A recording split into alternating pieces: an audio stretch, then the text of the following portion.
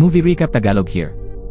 Isang retiradong eksperto sa surveillance, si Wang Dizong, ang hinihilingang bumalik sa serbisyo ng pulisya ng Macau upang tumulong hulihin ang isang grupo ng magnanakaw na nagnakaw ng bilyon-bilyon at nakalusot sa isang sopistikadong sistema ng surveillance. Ginagabayan niya ang isang baguhang pulis, si Xiao Zhu, habang hinahanap nila ang utak ng krimen, si Fu Longsheng. Pinaglalaban ng pelikula ang tradisyonal na pamamaraan ng pagsubaybay ng pulisya laban sa advanced na teknolohiya ng mga magnanakaw sa isang larong habulan na sumusubok sa katapatan at talino. Nagsisimula ang palabas sa Hong Kong, isang abalang lungsod sa hating gabi. Nakatanggap ng apurahang tawag ang pulisya ng Hong Kong. Isang bank robbery. May isang misteryosong grupo na nakapasok sa isang vault. Ngunit ang nakapagtataka pagkatapos nilang suriin ito, napagtanto nila na isang safe deposit box lamang ang tinarget. Ang nakakagulat pa, sa loob nito ay hindi ginto, diamante, o anumang katulad. Ito ay isang notebook lamang na puno ng isang uri ng code. Lumalabas na ang may-ari ng box na iyon ay nagwawala. Bakit nga ba? Dahil ang notebook na iyon ay naglalaman ng kalahati ng kanyang crypto password. At ngayon, dahil ang kalahati ng password na iyon ay nasa maling mga kamay, mahigit 500 milyong dolyar na halaga ng kanyang crypto ay biglang nanganganib na basta na lamang maglaho. Ngunit ang paglilipat ng ganoong kalaking halaga ng pera ay hindi katulad ng paglipat ng pera sa cellphone. Komplikado ito at iyon ang magdadala sa atin sa susunod na target. Isang digital asset management company.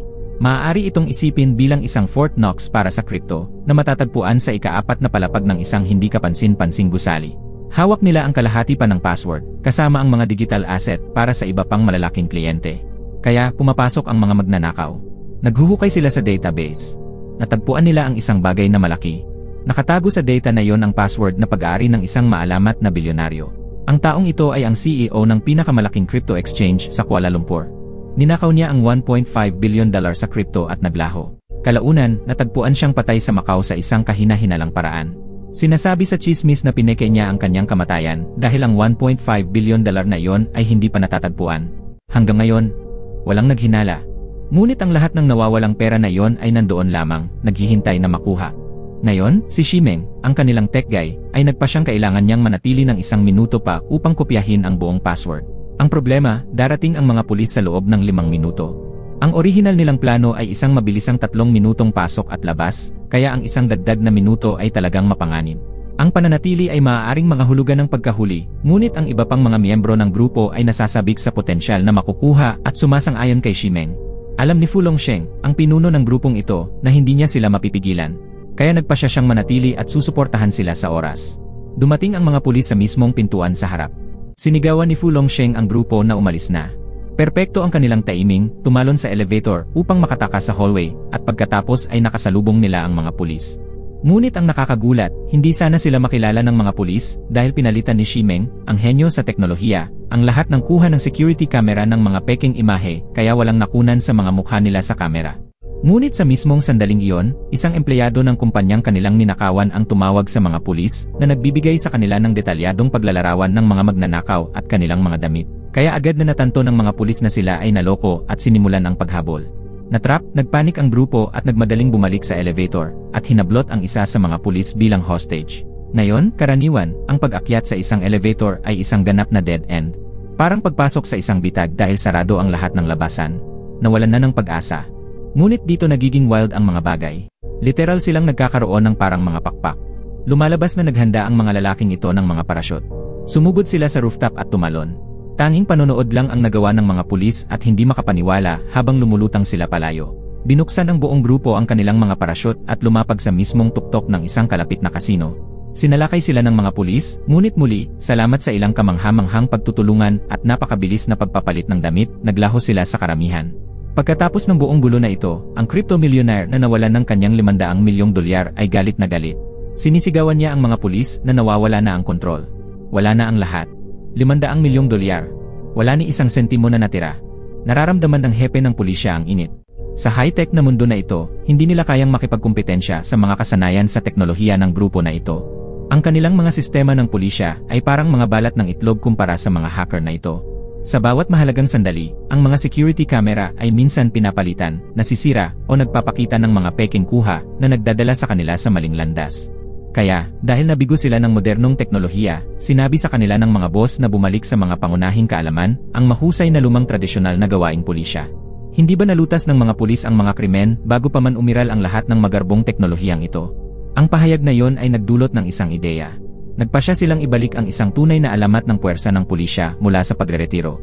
Si Xiao Zhu ay naatasan na sundan ang alamat na ito. Ngayon, sarado na ang kabanata ng alamat. Namumuhay na lamang siya ng isang ganap na ordinaryong buhay ng pagreretiro. Hindi maisip ni Xiao Zhu kung paano posibleng maging isang alamat ang regular na matandang retirado na ito. Hanggang sa isang araw, pagkatapos sundan ang matanda buong araw, biglang umupo ang alamat sa harap niya, tinawag siyang disguise, at itinuro ang lahat ng mga pagkakamali sa kanyang pagmamanman. Mukhang hindi talaga nawawala ang isang alamat. At ganun lang, bumalik na si Wang Dizong. Sumali siyang muli sa pangkat ng pulisya at nagsimulang suriin ang lahat ng kuha ng security camera mula sa pagnanakaw. Mabilis niyang pinakipot ang mga katangian ng ilang suspect at binigyan ang bawat isa ng palayaw. Ang mga magnanakaw ay pawang mga binata, maliban sa isang mas matandang lalaki na namumukod tangi. Ang matandang ito ay malinaw na ang utak at moral compass ng grupo. Alam niya ang lahat ng mga ruta at lokasyon ng kamera na parang likod ng kanyang kamay, at ang kanyang mga kasanayan sa pag-iwas sa mga kamera ay hindi kapanipaniwala. Kaya, kahit ang mga body camera na suot ng mga pulis ay hindi makakuha ng malinaw na kuha ng kanyang mukha. Ngunit batay sa ilang malabo at taglid na kuha ng mga litrato, nakilala ni Wang Dizong ang suspect. Noong huling bahagi ng dekada 80, may isang wanted criminal na kilala bilang Phantom Bandit. Isa siyang foreign intelligence officer na nagretiro mula sa militar at noong nasa puwersa pa, ay bahagi ng Special Obsolete Assassination Squad. Ang taong ito ay isang master ng disguise at isang nakamamatay na knife fighter. Kalaunan ay napunta siya sa Hong Kong at Macau at nagplano ng mahigit 100 pagnanakaw sa bangko. Nagpakawala ang pulisya ng maraming operasyon para hulihin siya, ngunit palagi siyang nakakatakas na misteryosong naglalaho noong 90s. Ngayon, walang nag-akala na matanda at mahina, babalik siya sa laro. Samantala, sa kanilang hideout, galit na galit si Fu Longsheng. Ibinubuhos niya ang kanyang galit kay Ximeng. Hindi mo ba nakita? Halos mahuli tayo, lahat tayo. Sa loob ng maraming taon, hindi siya makita ng pulisya. Ngunit ang desisyon ni Ximeng ay naglagay sa lahat sa panganib, halos makilala silang lahat. Ngunit hindi iniisip ni Ximeng na may ginawa siyang mali. Naniniwala lang siya na tumatanda na si Fu Longsheng, nawawala ng nerbiyos, at ayaw nang isugal ang lahat. Sumasagot si Ximeng, at binugbog siya ni Fu Longsheng. Sumugod ang iba pang miyembro ng grupo para pigilan ang away. Mas galit na galit si Fu Longsheng. Nararamdaman niyang hinahamon ng mga binatang ito ang kanyang otoridad. Sa kanyang galit, binunot pa niya ang isang kutsilyo, handa nang patayin si Ximeng muli. Sumugod ang iba, desperadong pinipigilan siya. Kahit si Hu Feng, na palaging pinakamasunurin, ay sinubukang pigilan siya. Kumbinsido si Fu Longsheng na lumaki na ang ulo ng mga binatang ito at hindi na nila siya nirerespeto. Kapag tumanda na sila, palagi silang may sariling mga ideya. Si Xiao Zhu ay isa sa ilang babaeng opisyal sa puwersa. Palagi niyang gustong mapunta sa frontlines. Ngunit ang kanyang kakulangan sa karanasan at pisikal na lakas ang nagtulak sa mga lalaking opisyal na maliitin siya. Nakikita siya ng lahat bilang lucky charm ng team. Ang kanyang ama ay isa ring detective na namatay sa tungkulin. Kaya pagkatapos lumaki, madali siyang sumali sa puwersa na nagmana ng numero ng pulis ng kanyang ama. Nirerespeto ng mga boss ang kanyang ama, kaya tinatrato nila siya ng may espesyal na konsiderasyon. Kapag nagsusulat ng mga promotional piece, sinasadya nilang banggitin siya upang lumikha ng mga nakakaantig na kwento. Ngunit walang seryosong kumukuha sa kanya. Ngayon, bumalik na si Wang Dizong sa puwersa at gustong magtipon ng isang surveillance team. Ang kanilang misyon, ang makisalamuha sa mga kapitbahayan, magpanggap bilang ordinaryong mga tao, na palihim na mag-imbestiga at susubaybayan ang grupo na ito. Gustong sumali ni Xiao Zhu sa team na ito, sabik na makapunta sa frontlines at patunayan ang kanyang sarili. Ngunit pinagtawanan lamang siya ng iba at sinabi sa kanya na mag-focus sa surveillance habang sila ang hahawak sa aktwal na paghuli sa mga kriminal. Galit na galit si Xiao Zhu at agad na nagsimula ng pakikipag-away sa kasamahan na ng uyam sa kanya.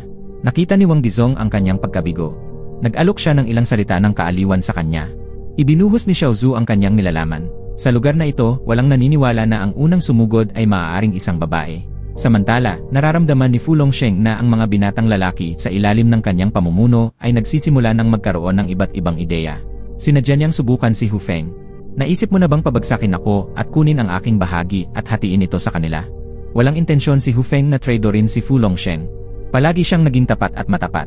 At matagal na siyang nagtatrabaho kasama si Fu Longsheng kaya mas malapit ang kanilang relasyon kaysa sa iba. Matagal na niyang itinuring si Fu Longsheng na parang ama sa kanya. Ang mga binatang ito ay pawang mga ulila sa ampunan. Noong araw, nakaligtas silang lahat dahil sa perang ninakaw ni Fu Longsheng at ginamit para alagaan sila. Napagtanto niya na mahirap palakihin ang mga binata kapag tumanda na sila. Ngunit talagang naintindihan ni Fu Longsheng dahil siya mismo ay katulad ni Ximeng noong araw. May talento, mayabang, at ayaw kontrolin. Dahil nararamdaman na ang mga bagay ay nagiging mas tense, sinabi niya kay Hu Feng na hindi na niya kailangang pumunta para alagaan siya. Kailangan niyang mapag-isa ng ilang sandali. Samantala, napili na ni Wang Dizong ang kanyang surveillance team. Ang mga taong pinili niya ay pawang hindi kapansin-pansin sa itsura at mga opisyal na hindi pa nakasalamuha ang grupo na ito. Napili rin si Xiao Zhu para sa team. Gayunpaman, habang ang lahat ay nakatalaga upang kumilos, napunta siya sa pagmamaneho araw-araw kasama si Wang Dizong. Ang trabaho niya ay bilhan lamang siya ng tubig at pagkain. Ginagawa nitong labis na bigo si Xiao Zhu. Nararamdaman niyang isinasantabi siya ni Wang Dizong na minamaliit ang kanyang mga kakayahan. Nang araw na yon, habang naglalakad sa isang maliit na eskinita, kahit na siya ay nasa isang surveillance mission, napansin niya ang isang grupo ng mga siga na nanggugulo sa mga tao. Sa sandaling iyon, nagising ang kanyang panloob na bayani at hindi niya maiwasang sumugod at labanan ang mga siga. Galit si Wang Dizong na sumuway siya sa mga utos, ngunit sa huli ay tumulong siya sa kanya. Balik sa kotse, hindi niya maiwasang sabihin kay Xiao Zhu ang tungkol sa kanyang nakaraan. Sa totoo lang, may malaking hindi pagkakaunawaan sa pagitan niya at ni Xiao Zhu. Matagal na silang magkakilala. Ilang taon na ang nakalipas, ang ama ni Xiao Zhu at siya ay naging magkasama at partner. Ngunit sa isang surveillance mission, nakita ni Wang Dizong ang isang human trafficker sa kalye. Dapat sana ay ikinubli niya ang kanyang pagkakakilanlan bilang isang pulis, ngunit hindi niya maiwasang subukang arestuhin ang trafficker. Bilang resulta, nabunyag ang kanilang cover. Ang ama ni Xiao Zhu, upang protektahan siya, ay binaril at napatay. Itinuro ng insidenteng ito kay Wang Dizong na palaging kumilos ayon sa mga utos mula sa araw na yon. Nang marinig ang mga salitang ito, namula ang mga mata ni Xiao Zhu. Ito ang unang pagkakataon na nalaman niya ang sanhi ng pagkamatay ng kanyang ama, at sa wakas ay nakilala niya ang kanyang sariling mga pagkakamali. Sa mismong sandaling iyon, nadaanan ng kotse ang isang palengke. Sa ilang segundo lang, hindi nila inaasahang nakita ang isang pamilyar na figura. Maghanda ang lahat ng unit. Maghanda ang lahat ng unit. Nakita ang phantom. Talagang magaling si Fu Longsheng sa pag-iwas sa mga kamera. Ang mga kamera sa palengke ay ganap na hindi makakuha ng kanyang mukha ng harapan. Upang kumpirmahin ang kanyang pagkakakilanlan, maaari lamang silang umasa sa surveillance team upang makilala siya gamit ang kanilang sariling mga mata. Maingat na lumapit ang ilang tao, natatakot na mag-alala si Fu Longsheng. Ang iba pa sa surveillance team ay nakita na niya noong mga nakaraang araw. Ang masyadong paglapit ay tiyak na magdudulot ng hinala kay Fu Longsheng. At ang tanging isa sa eksena na hindi pa nakikita ni Fu Longsheng, na hindi pa nabubunyag, ay si Xiao Zhu. Itinalaga ni Wang Dizong ang maluwalhating gawaing ito kay Xiao Zhu. Maingat na lumapit si Xiao Zhu, ngunit hindi naglakas loob na tumingin ng direkta kay Fu Longsheng.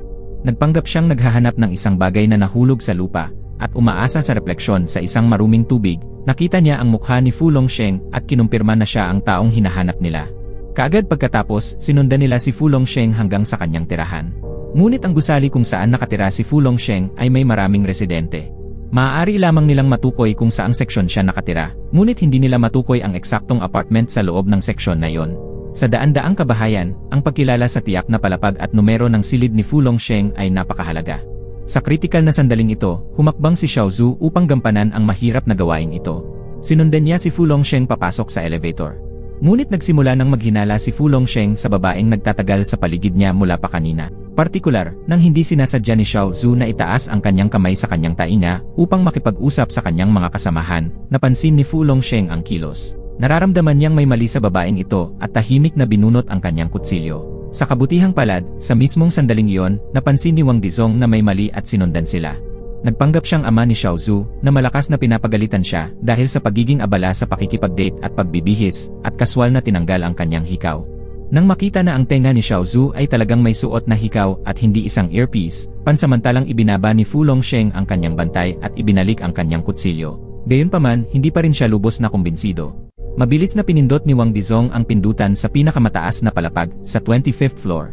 Nang dumating ang elevator, sinamahan niya palabas si Xiao Zhu. Sa puntong ito, pinagpapawisan si Xiao Zhu sa takot, hindi alam kung ano ang susunod na gagawin.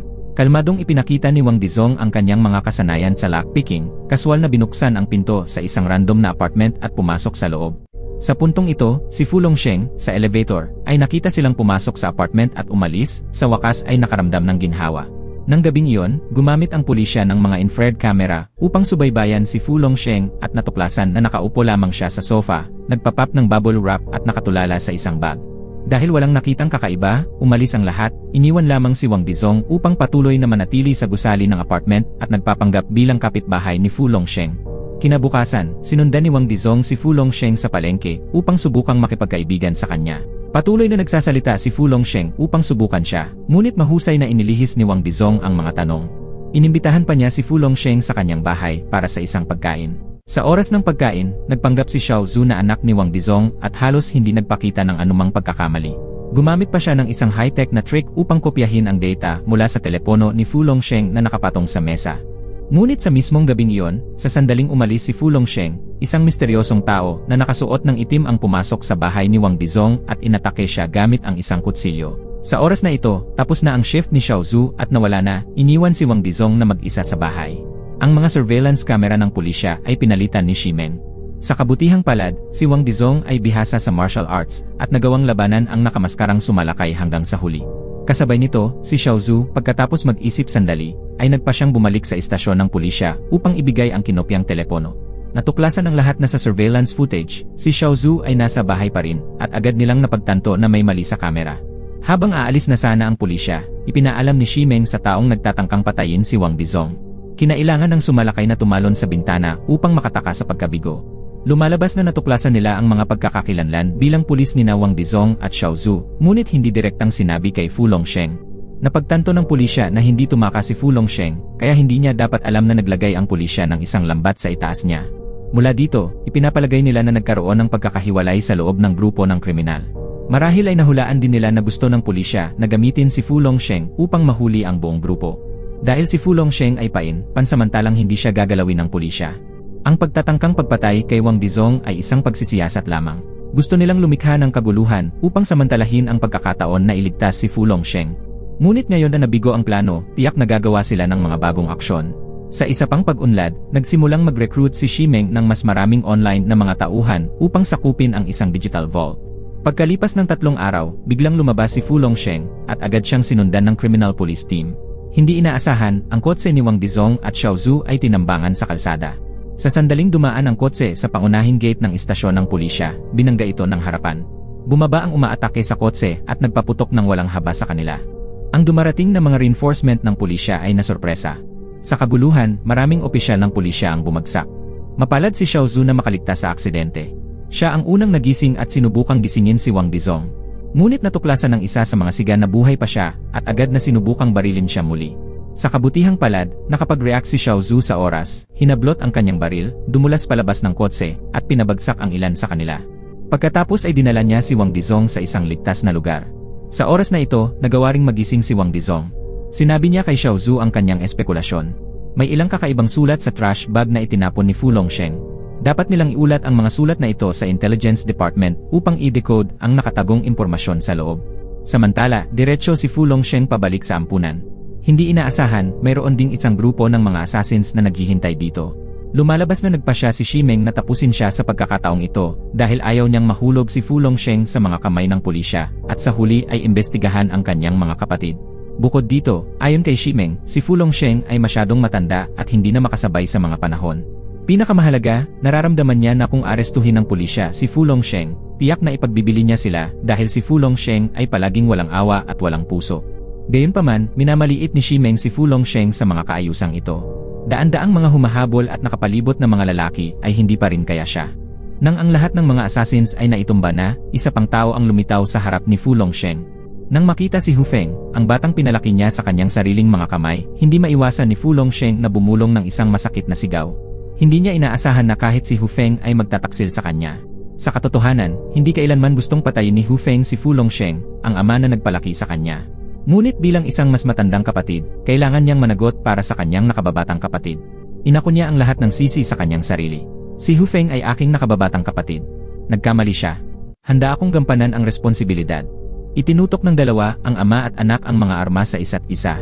Ang lahat ng mga galaw na natutunan niya ay mula kay Fu Longsheng, gayunpaman ngayon ay ginagamit niya ang mga ito upang labanan siya.